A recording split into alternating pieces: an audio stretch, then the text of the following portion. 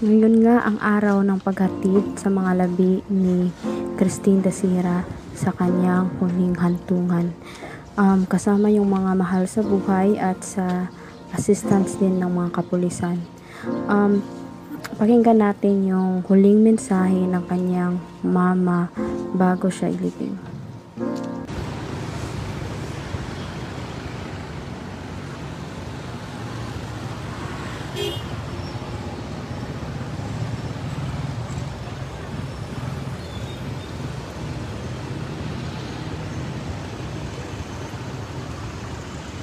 Agad juga. Against na. Mahirap ah. Bilang yan ako yung bito dito. Maka-stress mo to. Taro. Buto. Pakalag. Diba?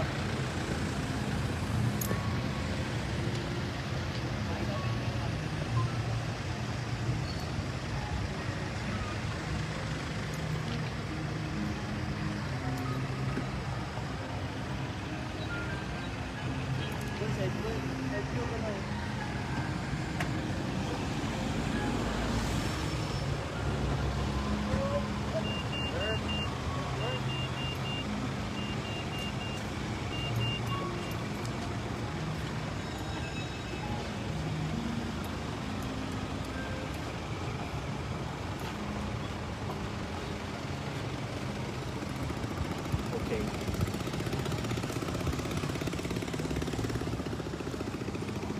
My name is Jera, your host from Forest Lake this morning.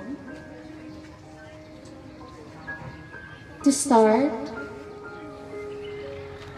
we are all gathered here to pay respect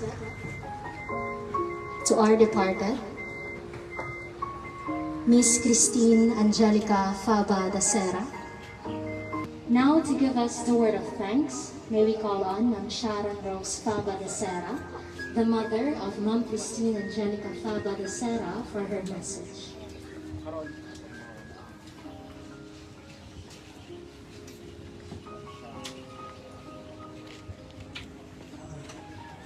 Sa inyong lahat na narito o wala man dito, alam ko nasa puso niyo po yung tinatawag namin na pakikiramay. Mula sa pamilya namin, bumubuo ng Dasera at Faba family. Alam ko po, nasalamat natin si Christine.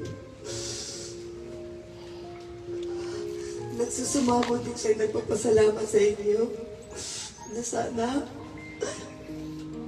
sa patuloy namin na pakikipaglaban na makamit niya po yung hustisya, sana patuloy niyo po kaming ipanalangin sa amin.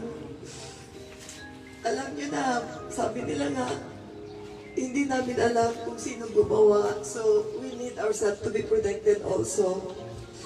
So yung patuloy niyo po na papanalangin sa amin at yung overflowing niyo po na support at comfort na binibigay kahit pa paano po naiisang pain na nararamdaman namin because we really not like her. She's a very good cook. We love so much our baby Aika. She's dear to us. You know, bakit siya naging flight attendant? The dream she wanted for us is gusto niya lang mag-tour kami ng libre sa buong mundo.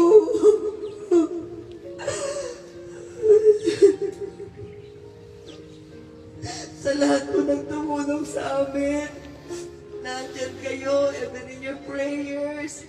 Tapos puso po kami nagpapasalamat, and I know Christine will be with you also.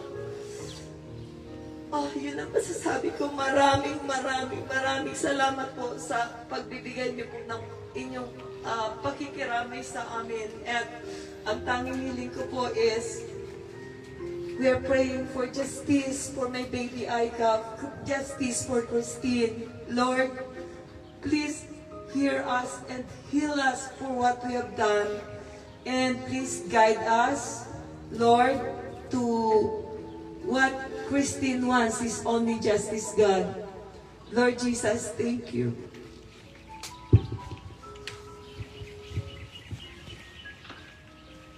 Thank you so much, ma'am. In behalf of the management and staff of Forest Lake, we would like to express our deepest sympathy and condolences to the family of Ma'am Christine Angelica Faba de Serra. Also, we would like to say thank you to those who offered masses and prayers, for your word of sympathy, and to those who sent flowers. Your kind appreciation will always be remembered.